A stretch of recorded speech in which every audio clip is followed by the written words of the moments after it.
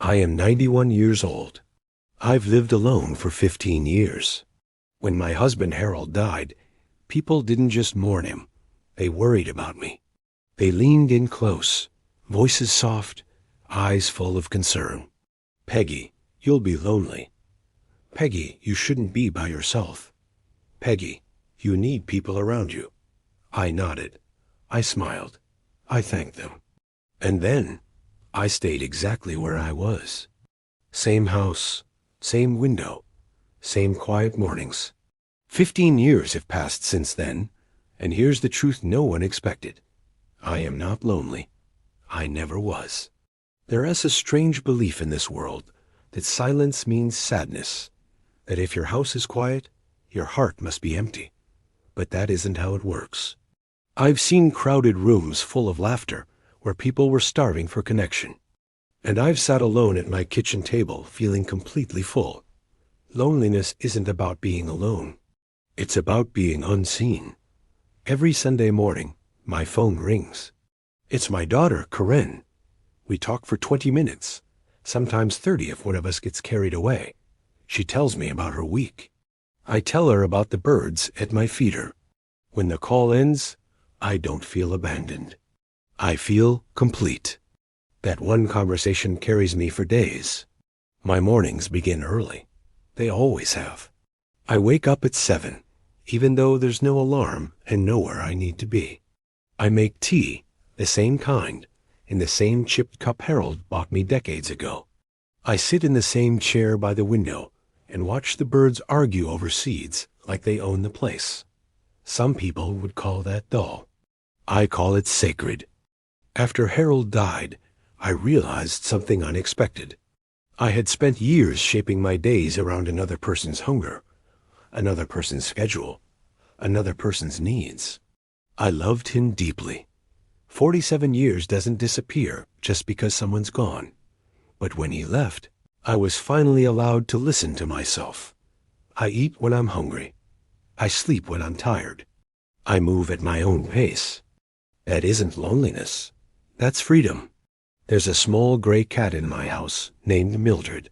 She's 11 years old and believes the entire world runs on her schedule.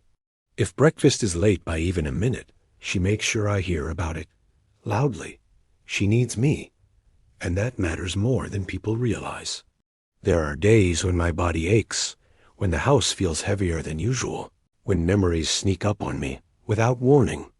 On those days, Mildred still expects breakfast. The birds still arrive. The sun still rises.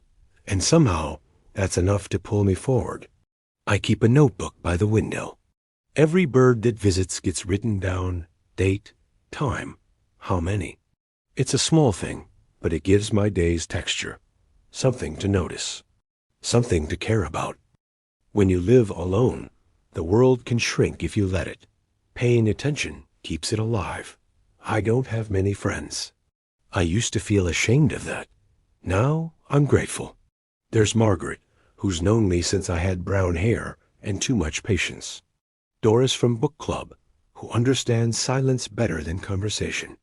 And Helen next door, 84 years old, who lives alone too, and waves every morning like we reminding each other we still here. That's my circle. I don't want more. I don't have the energy for people who drain me, conversations that go nowhere, or relationships that feel like performances. One real conversation is more for the heart than a room full of polite smiles ever could.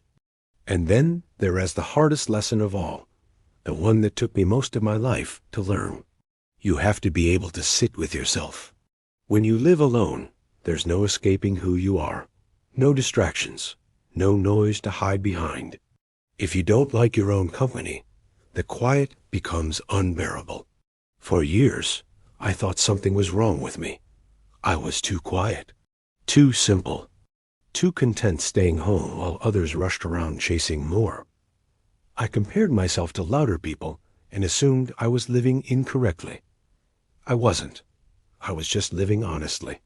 I like early mornings. I like tea. I like books and birds and predictable days. I don't like crowds. I don't like small talk. I don't like being busy just to prove I'm alive. At 91, I've stopped apologizing for that. I miss Harold. I always will. There's still an empty chair at the table, and some nights it hurts more than others. But missing someone is not the same as being lonely. He's part of me. He always will be. My children worry about me. I understand. From the outside, my life looks small, quiet, isolated. But it isn't.